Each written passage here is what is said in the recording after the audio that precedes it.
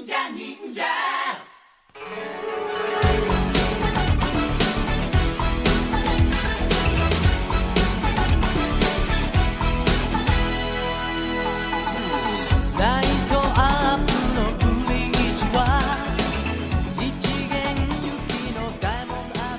to the Super Sentai Brothers. This is episode 7 of A View to a Kakuranger, the internet's best and only podcast dedicated to Ninja Sentai Kakuranger. Every week we watch an episode of the show, we share our thoughts with you, the listener. My name is Matt J. With me as always is my co-host and brother Dave. Dave, how you doing today? Not bad, man. Drinking some nice cup of tea on a chilly fall day. I have also got a nice cup of tea on this chilly fall day. Dude, Mom just got me a electric kettle. Dude. With like a temperature control. And so I'd always read on the internet, you know, people are like visiting from usually England and they're visiting America and they're like, how do you live without an electric kettle? And reading it, I was always like, guys, come on. There's a teapot, you put it on the stove, the water boils. It's super easy. Right. It's like, a fairly simple technology. I'm sure you understand it. Yeah, like I'm sure you understand fire and water. But dude, I got an electric kettle and they're so right. Like they're 100% right. Yeah, dude, I think I actually have the same electric kettle that you do. I Mom think also you might. got that for me. I think what happened was that when Mom would come to visit us, she would be sad that we didn't have an electric kettle because she wanted to use one, and so she went out and bought one. Dude, yeah, no joke. For like putting put it on a fire?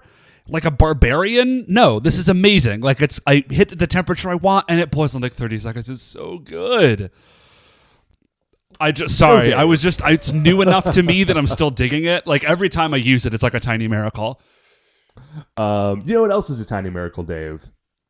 Ninja Sentai. It's Ninja Sentai Kakuranger. And today we are watching episode 7. It's called The Huge One. But before we get into that, Dave, we need to get through our officially 2-time award-winning opening segment. Dave, shining in the heavens, there are 5 stars. What is our first star of the week? So our first of all, Matt, I want to say we get to go through the 5. We don't have to, Matt. It's a joy and a delight to do this. It's our privilege. Really. It's our. So anyway, our first star of the week is I'm super psyched. I have this it's a project. I've got this project that I've been working on for off and on, no joke, I want to say like 5 or 6 years. And I've been working on writing a role-playing game. Huge surprise, right? Right. Sentai podcasters also like role-playing games. I know I'm blowing your mind, but it's a shock. It is. It's a project that I've been working on, like sort of off and on. You know, like I'll think about it for a couple of months and like I'll sort of put it away and I'll come back to it later. And then I'll work on it real intensely for a while. But after like 5 or 6 years, it's finally at a space that it's like done enough that it's playtestable. And so very exciting. Yeah, so you're coming over tonight and another 1 or 2 of our friends are coming over tonight, like guys who are also into games. And we're just like, we're going to sit down and run this game through its paces. And it's like, I'm just really, really excited about it. It's really cool to be sort of on the creative end, like the other creative end of that process. Like obviously I've spent a lot of time as like an end user of like role-playing games. And so working through and like making a thing that does the things that I want it, like making a system that does the things that I want it to do for specifically the things that I want it to do. It's been really neat. And it's led me to sort of like think about games in a new way. And so that's really it. Dude, it's really exciting. And I know that like there have been previous iterations of both this game that you and a few other people have been trying to work on, and also other games that are like we and our friends have tried to put together that have all just like collapsed under their own weight. Yes. So it is really exciting to see one of these projects actually come to fruition, unlike our ill-fated attempt at creating a Hong Kong blood opera role-playing game system. Yeah, that did not work out super well. Like the initial thing that we did, like, dude, in college we tried to do something. It was like 15 years ago. And it all, you know, like, dude, it got out of hand and it didn't work. It was like very strange. And it was based on the D12 primarily. Yeah, like it got weird and it wasn't good. And then like a few years later, like we tried a different thing and that also got very weird. And then this was a thing that I started, I think initially, actually, probably like 9 years ago. And then like I didn't think about it for years. And then for like 5 years ago, I really started like kind of bouncing around and like pushing and like refining and like leaving it and coming back and talking to people. So it's just this like, man, I know I've already said it, but like I'm really proud of it. And I think it's going to be really cool. Oh, I look forward to playtesting it today. Yeah, so that's really it. That's our first star of the week, is that I did this thing. Right on, dude. Well, what is our second star of the week? So I was watching Flash the other day, like and we're actually going to talk about Flash in a little bit. So this is sort of a preview star, but our parents are visiting, and Dad was watching it with me, and he was like, wait, because Dad knows who the Flash is, and. Sure. He was like, like lightning bolt, chemicals, crime investigator. And I said, oh, yeah, but this version like is slightly different because it's like TV and it was made in like 2014 as opposed to 19, like whenever the Flash first came out. And so particle accelerator, like a particle accelerator exploded and it shot like particles across the city. I mean, listen, they got accelerated. And then and that's how everybody got their superpowers. And Dad turned to me, and I don't know if we've ever mentioned this, but our dad is an engineer, and he lives in Sweden, which we have mentioned, but he lives in Sweden because they're building a particle accelerator. Like, there's some Nordic conglomeration of countries, they're building a new particle accelerator. Right. And so Dad literally designs parts of like a particle accelerator. Like, that is his job. And so he turns to me, he says, Dave, you know that that's not what particle accelerators do, right? Like if it exploded, it would just explode. Nobody would get superpowers. And I knew that mostly, but like having an expert actually say like, no, you'll never get superpowers from particle accelerator. Like there was just a tiny part of me. It's really a black hole more than a star. There was like a tiny part of me that died a little bit. Hey, listen, all this means is that's one more thing you can cross off the list that won't give you superpowers. And now you can start pursuing other angles on this. Right, just gotta douse yourself in random chemicals and get struck by lightning, potentially. I don't know what you would douse yourself in if you wanted teleportation powers, which is really, that's like my high, like if I could only pick one, teleportation. Well, like that's my get bit by a radioactive teleportation. Yeah. Okay, problem solved. So what, Matt, is our third star of the week? Dave, I've been playing a new video game. Okay, not new, but new to me. All right, I like new video games, as I tend to do. Yeah, this is how we roll, dude. This is our like semi-monthly Xbox Live Gold update, basically. Because like usually when I get a new game in a given month, that is the game that I'm getting. So this game is called The Escapists. Have you tried this game out at all yet? Because I know you also have. No, I saw it, but I just like it didn't grab me, so I didn't grab it. Haha. Ho ho. So I decided to give it a shot. Let me try to explain this game to you, Dave, because okay, it looks like a Super Nintendo game. It's like a top-down, three-quarters view, not three-quarters view, mostly top-down, pixel, Super Nintendo look, like early to mid Super Nintendo. Okay, sure. That's cool. You are in a prison, and your goal is to escape from that prison. Okay. And other than that, you kind of don't know anything about the game. Like it gives you like a quick 5-minute tutorial. Like this is how you pick up an item. This is how you there is a crafting mechanic. Here is how to make one thing. And here is it's on rails and you just go through it and you win. Right. Okay. Yeah, sure. And then you get put into an actual prison. And right now I am in the most low security prison of all time. Like the flavor text on this level is why would you even want to escape from this place? It's so nice. I've been playing the game for I swear to you, I've been playing this game 4 or 5 hours. I still do not know what the heck the deal with this game is. It is weirdly compelling enough to keep me playing it, but I don't know what I'm doing. Okay, well, it's got a you're trying to mechanic. escape, right? The crafting mechanic is yeah, but here's what happens. Okay, so I know there's a crafting mechanic, right? Yeah. And there's a few things you can do to figure out crafting recipes. But it's kind of just It's like Minecraft, where it doesn't tell you anything about itself, and you need to figure it out on your own. All right.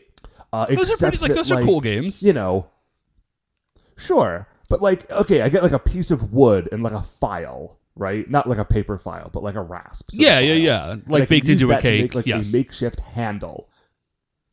Right, All but right. the handle isn't worth anything until I like attach it to a crowbar and then attach that crowbar to, I don't even remember what else. Like, regardless, like you've got to like put together 4 different things before you can make like a flimsy pickaxe or shovel, right? That seems right. So you dig your way out. Okay. Cool. Right, like I got a shovel. And so like I get my shovel and I walk out into the yard during like the free period and because there's a schedule to the day, like yeah, because your ass is in prison. There are meals, there's exercise time, there's time in the showers. Like, there's a time for you to do your job until you get caught one time and go into solitary. And then by the time you get out, someone else has taken your job. And there's, from what I can tell, literally no way to get your job back. Oh, no. Also, if you don't, like, fulfill your job quotas, you lose your job. I'm getting into, like, the weeds on this, but I'm trying to sort of describe. Okay, so what you're saying is, like, this is like a pretty in-depth prison simulator. Like, you have a schedule, you have a job, you have yard time. You are, like, doing favors for people and getting into fights with other prisoners. Okay. But, like, literally every time I think the weird thing is, every single time I think I have finally, like, discovered a new mechanic that might help me escape. Like, I had a plastic spoon and I started to try to dig my way out of my cell. I don't think that's gonna work. It worked a tiny bit until like one of the other prisoners saw it and alerted the guards, and then I had to spend 3 days in solitary. Oh. So yeah, it's this really weird game, and I think I'm going to keep playing it just because like the fact, like its impenetrability is like compelling to me in a very strange way. No, I dig that because. All right, man. Like, I am not a dude who's, like, super intense on, like, hardcore, like, old school games. But there is a degree to which modern games really, like, hold your hand and kind of, like, guide you from place to place. And there is something compelling about a game that just says, nah, man, like, here it is. And we're not, like, the instruction manual for this game is, like, a page long. And everything, You just got to figure it out. Just do it. Play, like, do the thing. Now I dig it. That man. Now I kind of want to get the game. Yeah, hey, listen, it's free on Xbox Live Gold. Check it out, dude. Yeah, I definitely will. Just do not expect any sort of immediate success. Or even eventual success, in my experience. Well, I mean, okay, the game has to be... Okay, whatever. We're getting, like, super off topic. But, Matt, what is our 5th star of the week? Okay, Dave. Well, 4th, 5th. We got a bunch of stuff, guys. We're just going to kind of jam it together. Yeah, our whatever number and final star of the week is... Dude, there has been a ton of stuff announced this week. So and this is much the part of the stuff show, has come out. This is the part of the show where we shill for people who aren't paying us to do it, basically. That's how good this stuff is, though. Okay, so first of all, the most exciting part of my week is that Marvel has been announcing a bunch of new X-Men titles. Yeah. Dude, okay, listen. Now, first of all, I mentioned last week on the show that I've been reading 3 comics recently, like 3 comics only. I've been reading X-Men and Uncanny X-Men from like the late 80s and early 90s. Like you do. I have been reading X-Men 92. Like, those are the 3 comics that I've been reading. Like, as many X-Men comics as I can put into that one particular time period, that is what I've been mainlining. And they just announced a couple of books that are like, oh yeah, listen, we all also love the 90s and remember them and miss them. So they're putting out 2 X-Men teams, X-Men Blue and X-Men Gold, which if you were around for X-Men in the 90s, like, that is how that went down. Man, I'm like so disconnected. Like, I just do not have time to read comics right now. And so I'm really disconnected from like what exactly is happening. So that's friggin' rad. I'll tell you what is happening. In the interview that they were talking to the editors of these books about, they were like, listen, we want the X-Men to be superheroes who sometimes play softball again. Nice. And like, dude, that is my X-Men. But you know what else is even more my X-Men is Generation X. And they announced a new Generation X title for the first time. I think it's the first time since it got canceled in like 2001 that title has been coming back. Dude, and listen, I don't know if it's going to have my old best friends in it. I don't know what the deal is, but I do know that there's going to be a book titled Generation X on the stands again, and I could not be happier. Generation X is 100% my jam. Dude, I loved the old... Remember that made-for-TV special? Dude, I loved that made-for-TV special. It was bad, but I recognize it was not good, but I did like it a lot. Oh, dude. I also really hope that this means that like those old Generation X comics finally get put on Marvel Universe. No, that would be super bad. Because I have like almost a full run of Generation X, but everyone else should also have access to like that one issue where M goes to a different boarding school and basically becomes Buffy the Vampire Slayer. Yeah, that was a weird issue. And that one annual issue where Chamber gets like bitten by Dracula and gets his face back, but is also a vampire for an issue. Comics, dude. Man, speaking of bananas, so I finally finished Flash. I finished the second season of Flash, and I started watching the third. But yeah, well, okay, I won't tell you a whole lot about it. Well, there's two things. First of all, so like the Flash can travel in time, right? This is a thing that he can do. And like Barry has traveled in time like a number of times, and literally every time he does it, he ruins something. Well, sure. And he keeps doing it. And he listen, I reckon, like, the point of this is that the show is very popular, and it's a really fun show, and that the show has to, like, keep going, and that this is a way to, like, make that happen. Right, but, like, and it's a way to, like, reset certain things that they didn't like from previous seasons, which I can dig. Which is actually kind of brilliant. But, like, in the context of the show, Barry... Like, get it together. Stop trying to... No, he's a huge dummy. Like, you're such a dummy. Like, just stop messing with stuff. Like, listen, dude, I get it. I get that you have problems. But, like, and having tried it, like, once, it's like, okay, dude, you tried it once. Like, you thought this was a thing you could do. Turns out it didn't work out really well. You had to go back and fix it. Like, fine. I get it. Tried it a second time. Second time, it also did not work out very well. Not, like... Kind of disastrously, actually. Sure. Fool me once, shame on Barry. Yeah. Yeah. You know what I mean. Fool me twice, whatever. Anyways. You can't fool the fooler. Yeah, and then you can trick the trickster, though. Yeah. Hey. But, like, dude, the third time you knew that it was going to be a bad idea, and you did it anyways, and that it was a terrible idea, and then it was even worse than you thought. But I still love the show. I'm going to watch it. But speaking of watching the show... So, okay, so you know how the CW was like, oh, big deal, everybody can have the CW app, and like everybody can watch the shows now, right, for free. Right.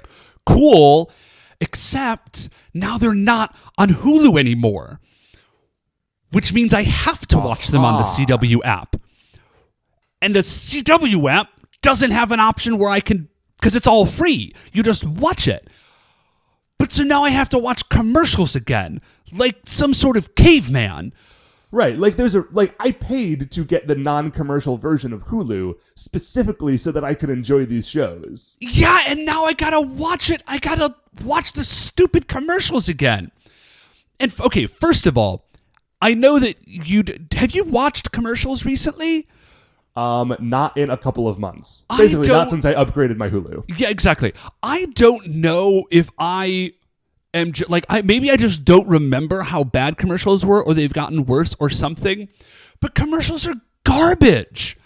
They're not. There was an ad for Target, and it literally was just people holding things on things that were all one color on a one color background, and then at the very end, there was like a Target symbol. And it wasn't even like we're having a sale or like we have goods and service. Like they were just like, hey guys, Target exists and they sell things. And just in case you forgot, there is a Target. In case you forgot about the existence of Target, Target exists. And like that was the whole ad.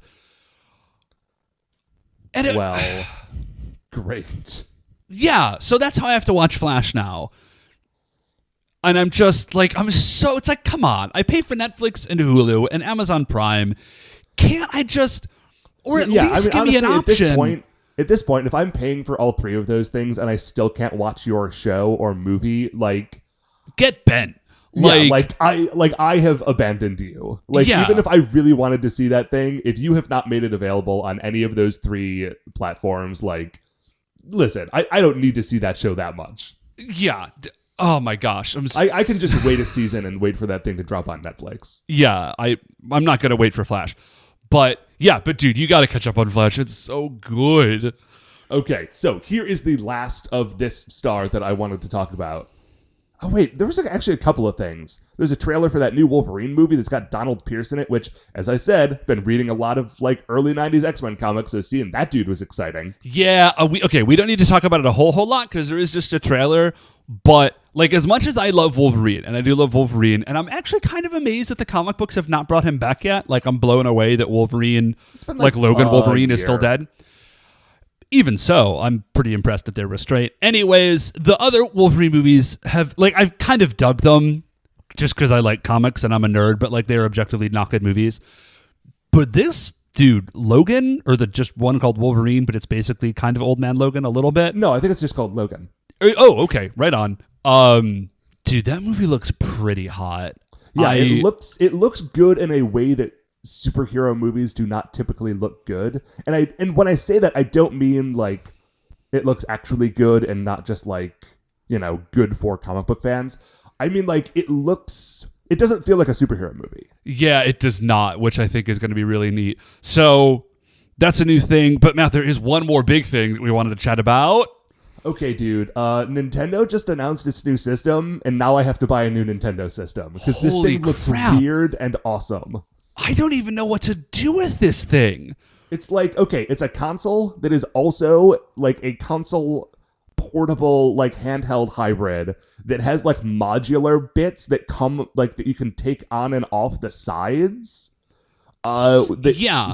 So you can you can play it just with the controller, and then you can take the controller apart and attach it to like the console screen, which then is like a mobile platform. But then you can also like disattach them and just set it up as like a tiny TV and play on that. Or you can like take the controller and split it into two pieces and give each piece to a different person, and they can have like a mini controller to play local multiplayer, but then you can also hook it up to your TV. Like it's like crazy and futuristic and super cool. Well, it is like the perfect Nintendo thing. Nintendo is always like, listen, we are not going to have the most powerful system. You know, we're not going to be able to compete with like Xbox and PlayStation on graphics and stuff like that. But what we are going to do is we are going to like take the experience of playing video games and like flip it in a weird way. And you're just going to have to live with that. And it's going to be like a weird thing. And at first it won't seem like it makes sense, but it totally will. And you're going to love it.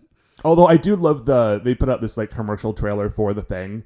And it was hilarious because there are things that are happening in that commercial as they're showcasing the device that's just like, oh yeah, let's go like play basketball in this like yard at night. And then after we're done playing basketball, we'll set up our new Nintendo Switches like on a picnic table outside and play a basketball video game. Like the fictional like scenarios that they have constructed for this trailer are kind of hysterical. Yes, but I feel like they do illustrate like the coolness that is going to be potential with this thing. So, yes. Dave, and speaking of the coolness, it's time to watch episode 7 of Ninja Sentai Kakuranger. We're going to go do that. It's called The Huge One, and we will be right back.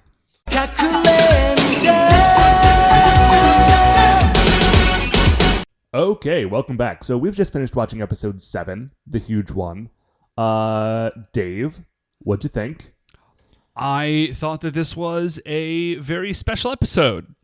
Like, if this were an American, it would have been like, on a very special episode of Ninja Sentai Kakuranger, Seikai deals with, you know, like, that's what we would have gotten in America. In Japan, nothing.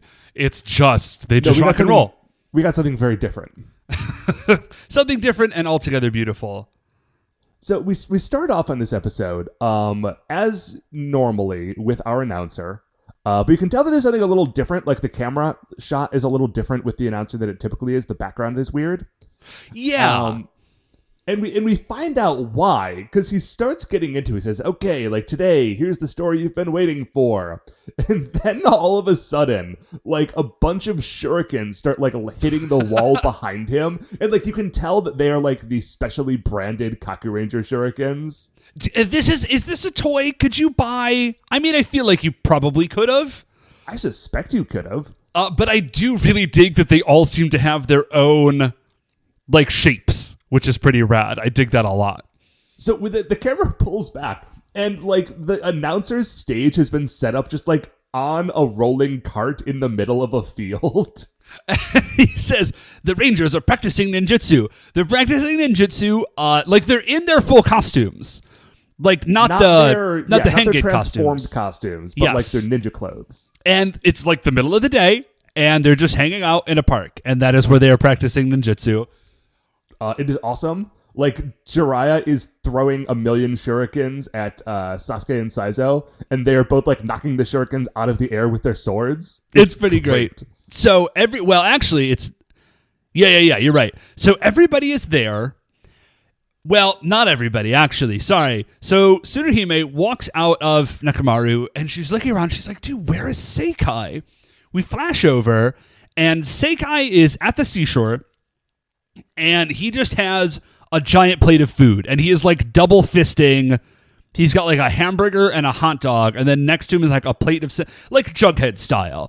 Dude just has like 30 hamburgers. That is legitimately like in my notes throughout this episode. It's just like how often Seikai is just straight up Jughead. Yeah, or Dagwood. Either way. Yes. Reader's choice. So Seikai is like at the seashore, and he's just like, he's like, there's nothing better than eating a giant plate of food, and I think pretty girls is what he says. Yeah, those are the two things that he's into. And okay, let me just back this up, because I remember in previous episodes, like the Kakurangers did not have enough food to eat, and this has gotta be like $50 worth of sandwiches. I have no idea, dude. I mean, the crepe truck maybe is doing super well. I'm happy for him. Finally getting a little bit of success out of this life. I guess. So Tsuruhime shows up, and she's just like, oh my god, Seikai, you have got to stop eating. Like, everybody else is practicing ninjutsu, dude. We've got monsters to fight, and we got to be more super. We're already super ninjas. We've got to be ultra super ninjas, I guess. Yeah, ultra mega super ninjas. Super ninjas. So she turns to his plate of food, and she performs the Ninpo confiscation technique. And just like all of his food just disappears. I love that, like, whatever they want to do, secret ninja technique. Ninpo confiscation. Ninpo get me a glass of water. Like, it's just like, it's all Ninpo summon giant motorcycles that are themed like sharks. Like, literally anything that you want. Just they Ninpo. got a Ninpo. And so he's like, what? No, Tsuruhime, don't do that. So he goes over and he's like, listen, Tsuruhime, I've got to bulk up. Like, do you see how skinny I am? I got to bulk up to fight these yokai. And also for you. And he gives her a flower. And she's immediately mollified. Like, she's fine. She's like, oh, okay. Well, as long as you gave me a flower, that's cool. And then she walks away and she turns around and she's not fine. And she like pulls out a piece. She was pretending. Right. And she pulls out a piece of paper and she goes like Ninpo paper gun. And she like snaps I think it's like a noisemaker, like origami noisemaker. And she snaps it and then Seikai explodes. Yes. Sorry. There is an explosion by Seikai. Seikai himself Seikai's maintains body does not explode. Yeah, he's fine. And so he's about to follow her, and he's like, "Wait a minute, I smell cheeseburgers." Which is weird because he's like by the seaside near a cave. Dude, I have a very spotty picture as to Japanese geography. I don't understand it. Clearly. But apparently, he is at least close enough to a cheeseburger joint that he can smell it from where he is. And if this were a cartoon, he would like float and be like dragged towards the restaurant via the smell line. Right. The smell would make like little fingers and it would like tickle his nose and then he would flow away. So he runs into, we see the burger joint. And it's just like, it's a burger joint. And a yokai arrives. And he like It's a dude, but he's wearing like glamour makeup, like feminine style glamour makeup. And he's got pigtails, but he's also wearing like a hat and then like a big apron. And he's like he's like a heavyset dude. Actually, now that I'm thinking about it, I want to say that all the yokai that we have seen in their human form have had makeup. That is true, I would have to I double think. check, but I'm pretty sure that it's true. Yeah, the no, I think only you're one right. that didn't have like straight up makeup was the wall dude, but he had like face paint. So Yeah. So maybe this is just a thing. Somebody walks in, and he like, we don't see exactly what he does, but he like flips up his apron, and my first thought, I swear to you, was this like, is this dude a flasher? Is he like a flasher yokai? Is this a thing? No, we got the flasher last week. Yeah. Well, again, I wouldn't be like blown away if there was a yokai whose whole thing was just like, he just like shows up and like shows you his junk, and it's terrifying. That does sound pretty bad. So I know, but like tanukis, man. I mean, like, listen, the Greeks invented Priapus, so we got no place to talk. But yeah, dude, tanukis. I hope there's not a tanuki in this show. I really hope there's not a tanuki in this show. I feel like there's gotta be. Like, I'm gonna be super surprised if there's not a tanuki. I don't know how they're gonna do it, but they're gonna have a tanuki. It's so famous. It's in Mario. I know. Listen, anyways, here's as much as I know about tanukis. Is I know enough to not read about tanukis because I don't want to ruin Mario 3 for myself. So like, dude walks in, and his name is Gakitsuki. Gakitsuki. There we go. Gatkitsuki. Yeah, that's a mouthful. And so Super G like flips up his apron, and everybody freaks out. We don't see what's going on though. And then like some people run away. Like 1 second later, Seikai rolls in. So he does not see whatever has freaked everyone out, and he does not notice that everyone is terrified. He is just acting as though it's a regular day at the burger joint. Right. So he like walks in, he's like, I need a burger and like 3 fish burgers and 2 chicken burgers. And then your phone number. And your phone number. That's right. And your phone number. Which is smooth, Seikai. Oh, it is at least in the category that is attempting to be smooth. I'm not sure how well that actually works. The smoothness and in this case, is how it doesn't work. It doesn't work. Are terrified by a yokai. Yeah, well, yeah, but the smoothness is like the delivery, right? Like there's no pause. He's just like this burger, phone number, and so like, anyways, so the yokai, like He's like, no, there's not enough for both of us. And Seikai turns around and is like, dude, there's like 1 million hamburgers here. Everything is fine. And then Super G, what was it again? Gatkitsuki. Okay. I can probably handle that. So Gakitsuki, man. Schenectady. So the city of Schenectady, New York. Somehow Schenectady is fine. So Super G is like, he's like, no, there's not enough. And he flips up his apron, and what we see is that his whole stomach is a mouth. Yes. This guy, both his like human form with the stomach mouth and his yokai form that we see in a minute, are the most like 90s action figure design that we have seen yet. Okay, here's what he is. He's a street shark. But instead of a shark, it's a mouth. Yeah, it's wearing his yokai form reminds me a lot of remember Mad Balls? Yes. Yep. Yeah, it's a Mad Ball street shark, but a mouth, and it's wearing a giant baseball hat that says "hungry" on it, and it's got crazy like jerry curls. I think is the only way to say it, like jerry curl hair, like kind of coming off of underneath from the hat. And he's wearing jeans and fingerless gloves. And I'm pretty sure he's got on, like, one of his hands has, like, a big, like, name ring on it. But I'm not sure about that. So he's like a hip-hop mouth monster shark, street shark madball.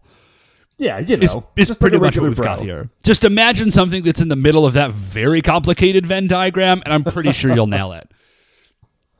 So, Seikai is like, oh, you're a yokai. Okay, we're going to fight now. Yeah, I got this. I know exactly what's happening. So they go outside, and the yokai is like, dude, you can't beat me. And Seikai he transforms, and he tells got Kitsuki to go back to Yokai Land. So is that a thing? That leads. Yeah, I was going to say that leads me to have two questions. One, is there a Yokai Land, or is he just like making stuff up? And two, to what extent is Seikai like super anti-immigration? That's something. Let's not talk about that. So, Gakitsuki is he like as Seikai tries to fight, Gakitsuki says like Charsiu strings, which I don't totally get. What don't you get about them? I mean, they're strings. I didn't really catch the name, but he like zaps Seikai with like some energy lines, and those energy lines turn into ropes that tie him up. Right? No. That part I got. Charsiu is, or chasiu, sayu, something. It's barbecue pork. Like it's Chinese style barbecue pork, and I don't understand where the string comes from. Oh, maybe like when the pork is being cooked, it's like wrapped up in string. Maybe. Yeah, sure. To like maybe keep it all that's together. the case. That'd be cool. But yeah, that's what that is. I just didn't get the string part of it. But he does. He ties Seikai up with like energy strings, and he rolls over, and he's like about to Gakitsuki. That is Gakitsuki, and he is going to eat Seikai. That's the plan. Yes, he has a giant fork, like a fork the size of a man. Yeah, and a giant knife, like you do if you're a giant. Oh, sorry, Gakitsuki is like an eating monster. Basically, like he's that's like Pudgy Pig. Yes, he's an eating. Like obviously he's a giant mouth, but like the mythological version is just that he's an eating monster and he like steals your food. That's his thing. So as Gakitsuki is about to eat Seikai, the other rangers arrive and they're just like, "Let's use Shark Driver," and they're like, "Yeah, that sounds great." So they launch Shark Driver at Gakitsuki. Which is just as beautiful as it was before. Yeah, it's still like an Evel Knievel style shark. I mean, Evel Knievel didn't have a shark cycle, but if he did, it would be this, and then it turns into a blast of energy. So I was thinking that like, well, this fight is going to be over very quickly, or this like new special attack is going to prove to be like not super useful in its second appearance. So I was glad that the second thing didn't happen, because what does happen is Gakitsuki he just disappears. Like he fades out before the shark launcher is able to crash into him. Yeah. And here's where things get, and the Rangers then, like the next time we see them, they're untransformed, and they're like, "Oh, that's really weird. Like he didn't explode," which is normally what yokai do if they're dead, but he's definitely not here. So what's up? And here's where things get real gross. So what we find out is that Gakitsuki has not actually teleported away. He just like shape changed, and he's super tiny, and he's got bug wings now. And he flies up, and he flies into Seikai's mouth. And Seikai swallows him. Seikai swallows him. And now Seikai liked to eat before, and now he has like Gakitsuki like living in his stomach. Right. So all the other Kakurangers are like, "Listen, what are we going to do? This guy disappeared, and he's going to like, I don't know, probably eat all the food in the world." And like, Seikai says, like, what is our plan? And Seikai says, "Well, it's obvious. We need to go eat something." So this is where Seikai like already seems to have like a low-key like troublesome relationship with food. And this is where things turn into like a very special episode. Well, no, not quite, but they're about to. So I thought this episode was very special. Yes. Sorry, like capital V, capital S, very special, sure. Right? And so like after school special. And so they go to a restaurant, and everybody has like a plate of pasta, and Seikai has like 15, 20 plates stacked up next to him. Yeah, it is. I mean, it is a comically large pile of plates. Yeah. Well, Yellow Ranger. Oh, that's right. No. He has a totally fine relationship with food. He's just the Yellow Ranger. Never mind. Right. That's just ignore everything I said. So he has eaten like 20 plates of pasta, and everyone's like, "Dude, Seikai, like, what is going on?" He's like, I don't know. I want to clarify something, Dave. It's probably not pasta. Oh, I thought I saw Jiraiya, and he had like a plate of spaghetti.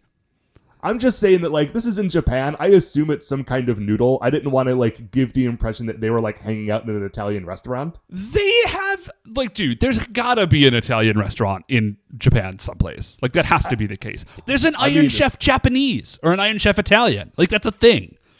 Hey, listen, that is true. That is true. But I feel like, listen, I tried to have Chinese food in France one time. Like, I don't know if I would want to eat Italian food in Japan. Like some things just don't necessarily carry over. Okay, so, well, whatever the heck it is he's eating like a ton of it. So they're like, Seikai, like, what the heck? Like, what are you doing? He's like, I don't know. I'm just crazy hungry. Well, what he literally says is, I can't stop eating. I don't even know if it's hunger. It's just like a compulsion that he cannot stop himself from eating. And so Kakitsuki is like, and the rest of the rage is like, dude, you gotta stop. Like, first of all, this is probably getting expensive. Second of all, this is not like, something is weird about this, clearly. And so before they can do anything, though, Kakitsuki uses super hunger technique. And he like stands up, and we flash to inside of Seikai's stomach. And which is remarkably dry, and that can't be healthy. Yeah, it's just like a red room made out of like sort of gauzy walls. And so he sort of like presented. Kakitsuki like he does like a power move. He like slams the fork and knife together, and it like glows green. And then we see Seikai's eyes grow green, and he's like, "What's happening?" And he starts to like puff out, and then also turn giant sized. Yeah, okay, so for a moment, I thought he was just going to, like, go Violet Beauregard and turn into, like, a big, like, round balloon person. No, that is also what I assumed would happen. It is and not. And that does kind of happen. But what also happens is he starts to grow, like, not just in, like, circumference, but in size. Like, this dude goes, like, from 0 to Godzilla-sized in, like, 30 seconds. Yeah, like, basically no time at all. And, like, he busts through the roof of the restaurant. Yup. We just cut outside to a giant Seikai lumbering around the city, like, snatching up things off of the ground and shaking whatever, like, edible contents they had into his mouth. What's crazy about this is that they do it all with, like, trick shots, you know? Just, like, they do actually, like, a super impressive job. But, okay, Dave, this is Super Sentai. They have a set that is nothing but, like, buildings that people can walk around to look like they are at giant sized. Why did they at no point in this episode ever use it? No, they totally use it. They just, well, okay. Not for Seikai. They use it later for the monster fight. They do it for the monster fight, and then they do it for Seikai with, like, the more natural part, where he's, like, out and, like, the woods and hills and stuff, and they have, like, tiny woods and stuff for him to be around. Yes. But they almost always, if you remember, Matt, they almost always do perspective shots when it's, because the other rangers are all normal-sized. Oh, that's true. They're doing a lot of, like, talking back and forth. It's yeah, not just so, like like, a sad Seikai, like, wandering through a city by himself while, like, the Hulk TV show theme plays behind him. Yeah, so they, like, Seikai is giant sized. He's, like, wandering around the city, and they go up to a rooftop and they yell at him. They're like, Seikai, like, what is going on? He's like, I don't know. My mouth won't stop eating. So this is where we start to get, like, a little after school special. So Seikai, basically, this is like, if this were in America, this would be about, like, addiction. Yeah. Okay, or this some would manner of, like, eating disorder. Yeah, or something. In Japan, he's just a giant eating monster, but it, you know.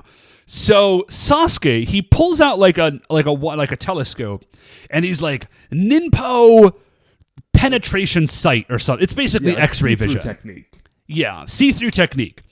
And so he, like, it looks like he's going to start to look up at Seikai, but the first thing this dude does is peep on Tsuruhime. He, like, turns and looks at Tsuruhime with his, like, penetrating ninja gaze. And, like, not, like, surreptitiously. And he's literally standing right next to her. And she looks over at him, and he's like, what the heck? And just slaps him.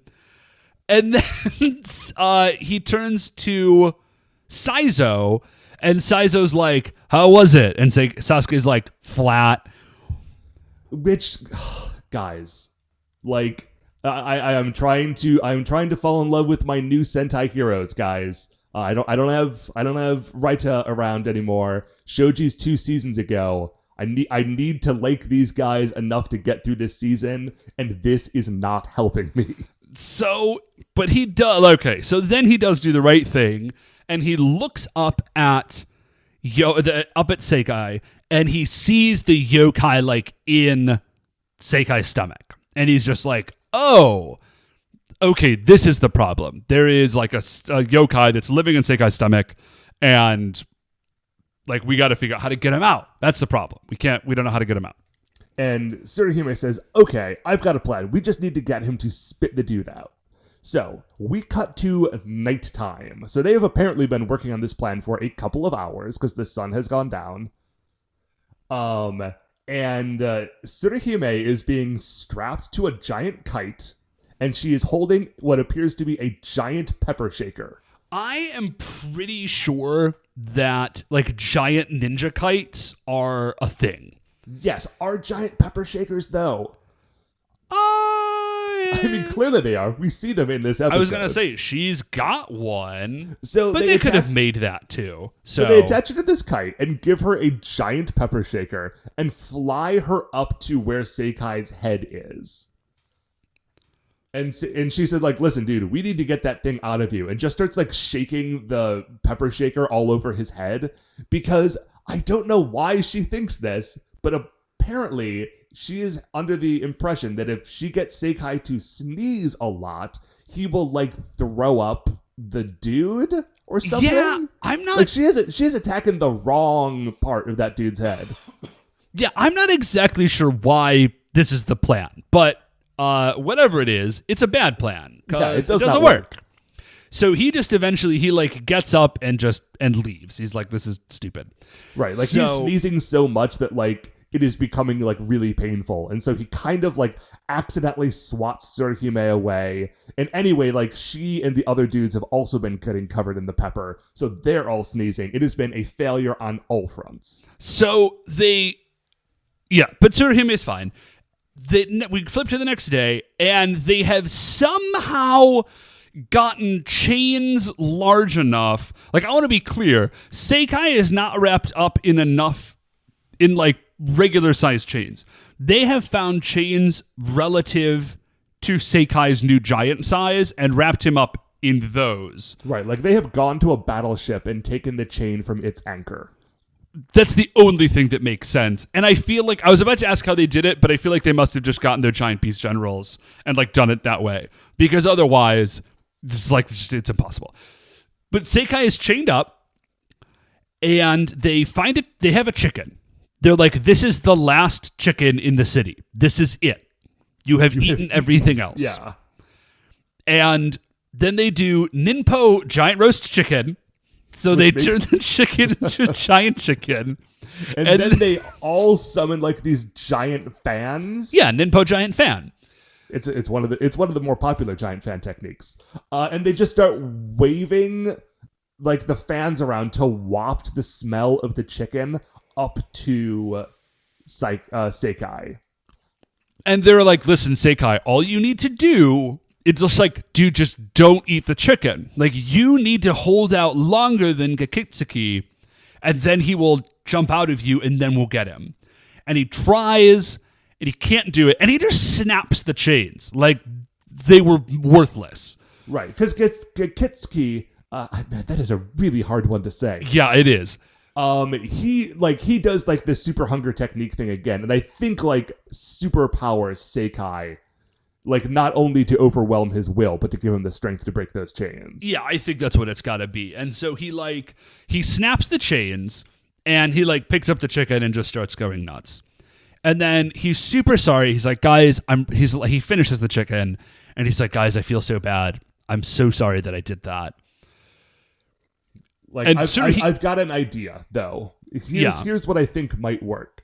Tsuruhime, if you transform yourself into a meal, then I will like be able to resist eating it because I love you. And everybody's like, "What now?" Wait, what? Huh?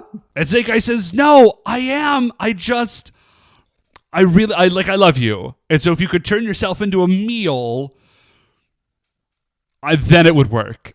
Right, because then I wouldn't eat you because of love, right? Because of love, right? Yeah. So in everyone else says this, Tsuruhime leaves, and the other Kakurangers all come with her.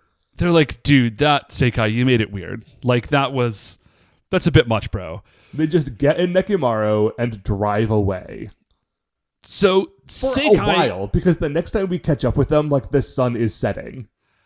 And what we see is Sekai is by himself, and he is very upset. And Tsuruhime is over at the beach, and she is also very upset. She's like, well, I don't know what's going on, but Sekai is my friend, and he does need my help. And Sekai is like, man, I have been like a real scrub lord. Everybody else is working so hard, and I am like eating hamburgers. So I got to get myself together. So Tsuruhime looks down, and she sees a flower similar to the one that Sekai had given her in the beginning of the episode. And she thinks about him, and she then hears the earth rumble in the distance. And she's like, oh, that must be my giant buddy falling over. So she snatches up the flower and runs to go find him. And what she finds is that he's not falling over. Well, he does fall over, but it's not that he's falling over. He is practicing giant ninjutsu. He's doing handstands, and he's saying to himself, Sekai, you jerk, get yourself together. Everybody else is all the stuff I already said. Okay, no, but here's the thing, dude. He is doing giant handstands. He's not doing them to practice his ninjutsu. He is doing giant handstands because he's trying to get his body upside down so that the yokai falls out of his mouth. Oh, I must have looked away for that. That actually makes way more sense. Yeah, he's upside down and his mouth is wide open, and he's just shouting at this thing to fall out of him. It doesn't work. No, it does not work even a little bit. But it is funny to see a giant dude with big pillows stuffed down his shirt doing handstands. So later the next day or whatever, Sekai kind of wakes up and he's like, I smell something tasty. I gotta go eat it. So he goes over and there's a field, it's by the seashore again, and there's a bunch of flowers there, and there's a napkin, a giant napkin. And he picks up the giant napkin, and it's Tsuruhime underneath it. And she says, Sekai, I trust you, and we're going to get through this. And then she busts out, Ninpo Tsuruhime burger. Yeah, so you may be able to guess what Ninpo Tsuruhime burger is. She turns herself into a hamburger. A giant hamburger. A giant hamburger. And they just have this giant hamburger prop. It's amazing. No joke, this hamburger is the size of a small car. It's pretty incredible. And so he smells the burger, and this is where things get super intense, because we're seeing Sekai struggling. Gatsuki is inside him, spurring him on to eat this burger, and then we see the burger, and he's reaching for it and shaking and reaching and shaking, and he's trying to not eat it, and yelling wordlessly. He's saying, I can be strong when I need to be. Oh, or that's when I right. want to be, I think. And later he does get in an ah sort of yell. But eventually Gatsuki jumps out. He's I can't. Gakitsuki. Sorry. There's a lot of syllables, dude. It is, dude. He's it's too much. He's I gotta eat it. It's too much. So eventually, Gakitsuki jams right out of Seikai's mouth. Yeah. And he lands, and he runs over to the burger, and he's about to start eating it. And as he's about to eat it, the other rangers use chains on him or something to trap him. They pop out of nowhere because they'd been hiding. So they get him they throw grappling hooks into his mouth. I don't know if it's supposed to be in his mouth or just his entire head is a mouth. So that's what happened. When you can't. There's not a lot of space on that dude that isn't mouth. So But it does kind of look like they were fishing and just caught him by the tongue. So Sekai goes back to normal size. He's cool now. And Tsuruhime turns into not a hamburger. So she's cool. Which is ultimately a better look for her. Yes. Yeah. She seems way happier as not a hamburger. Seikai declares that he will never forgive Gakitsuki. Yeah, there's a lot of never forgiving going on. Well, listen, at this point, it's a classic. Yeah, you can't just forgive people for nothing. And so they super henge, and they're all about to go fight, and Seikai says like, no, like, let me go beat this dude up. I hate this Joker. Yeah, I have got this. And Tsuruhime's like, no, I'm gonna help too. And she's like, he says, yeah, that's fair. Like, that's cool. You also get in on this. So it basically is just like, that's it. It's they pull out their special moves. Seikai uses the like yellow ninja claw. Tsuruhime uses the exploding cherry blossoms. Then they both use their like final cut technique, where like they both do the thing where like they cut like their a shape into the air, and there's like a laser explosion. Which again, top 10 explosions is the laser explosion. Yeah, no, it's a good one. And then the basic like laser cut, and then he explodes, and then he turns giant, and then they just like summon the jet. Like, this is, I know there's like a lot of short fights. This is maybe the shortest fight I've ever seen in a Sentai show. In my notes, it literally says this fight is over before it begins. Yeah, like he goes giant. They summon the Beast Generals. Mm-hmm. Immediately turn into Muteki Shogun. There's not even a transformation sequence. There's just like sort of a laser light show, and then all of a sudden, like, all 5 general shoguns are the giant general shogun. And then he doesn't even get in a punch. He doesn't even run at them. He's standing there, and he like picks up the fork and then flaming sword, and he goes down. Yeah, it is just immediately over, which is kind of great. So that's it for Kakitsuki. And then as he is like going, his dying words are like, I just wanted something to eat, or like, I'm still hungry, or something like that. So we cut to a little later on, and like, it is post-practice, because now Seikai is like all into doing the ninja practicing. Yep, he's good now. And afterwards, he's back on the beach, and he's eating some food, and Tsuruhime is also there. And he's like, man, it's so great to eat after practice, like, feel really good. And Seikai says, hey, listen, I am super sorry about before. I'm gonna be on my training, like, you can see, like, I'm doing it now. And she says, that's cool, Seikai, like, I'm glad. And he says, hey, maybe we should go on a date to reconcile. Right, and I'll make it up to you. I'll take you out to dinner. You know, it'll be great. Remember earlier when I said that I loved you? And so she turns to him and smiles, and then immediately frowns and just says, never, and walks away. Yeah. And Seikai's like, he looks at the 2 hamburgers in his hand. He's like, food is my only friend. And then the other Rangers are at Nekomaru, like across the water. And they're like, come on, guys, we gotta go. And Tsuruhime's like, come on, Seikai. And he's like, yeah, great. And then they leave, and the episode is over. And that is the episode. So, Dave, what did you... what do you have any like final thoughts on this week's episode? I actually really dug this episode. Yeah, because it was really weird. Like, it was weird, but it was really cool because it was because it wasn't just like the monster shows up and they punch the monster. Like, it was this whole thing about like Seikai, and they sort of like turned Seikai against himself in a way. Like, I thought it was a neat idea.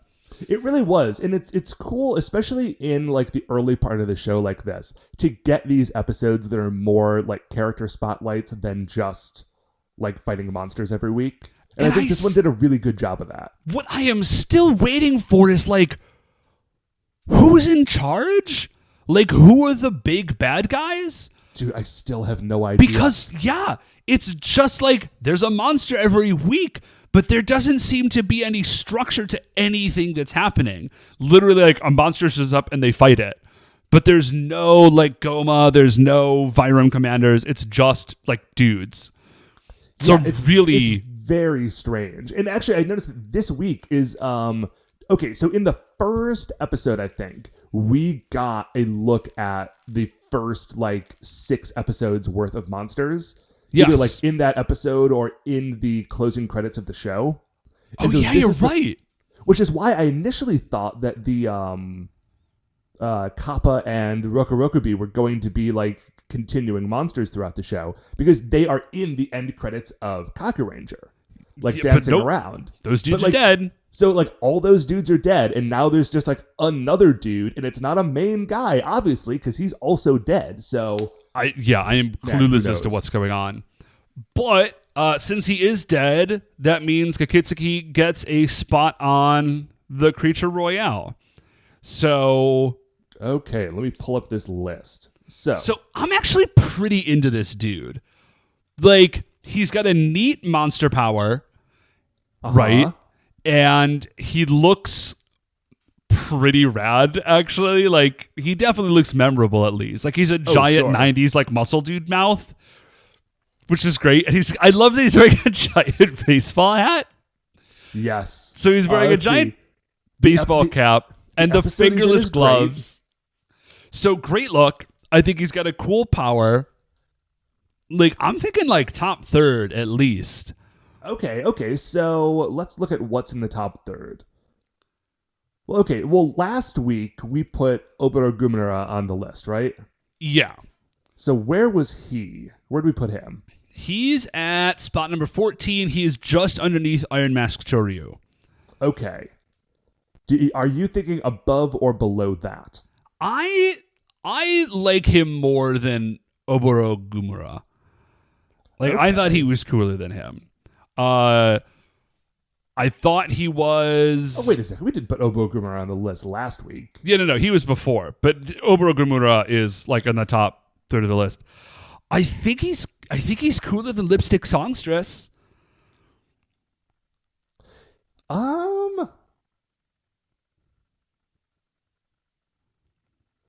Well, we have always run into the thing where I like Lipstick Songstress more than you do. But I do...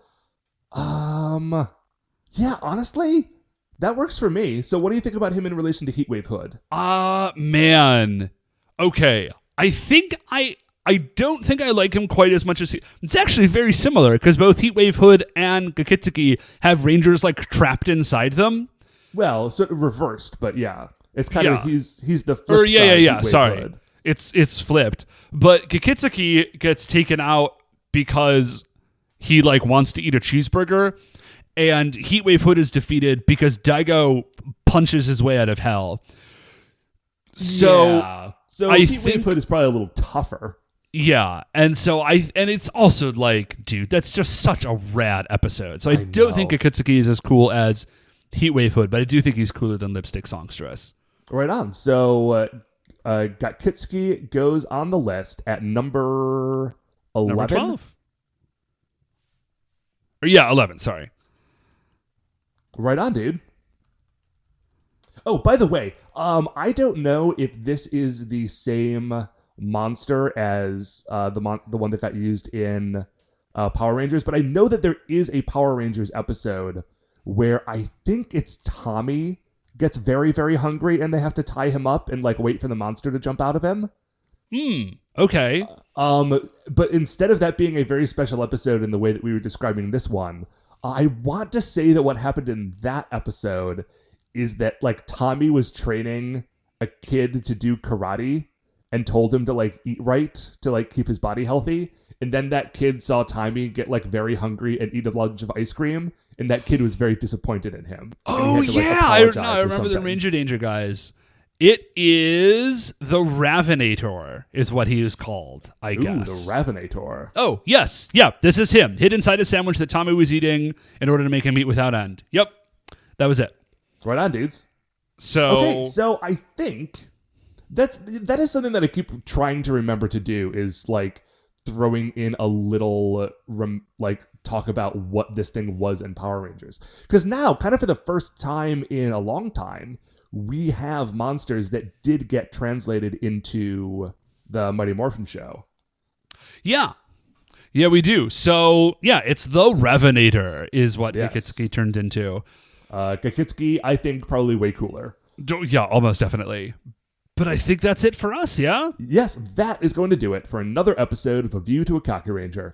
Before we finish up here, I'd like to remind you all you can email the show at supersentaibrothers@gmail.com. If you want to get any updates on future episodes or want to check things out that we are talking about on Twitter, we are at Super Sentai Bros.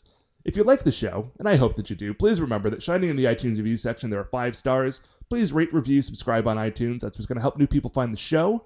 RetrogradeOrbitRadio.com is where you can find us and all the other great Retrograde Orbit Radio shows. Once again, we are the Super Sentai Bros. I'm Matt. I'm Dave. And we will see you next week.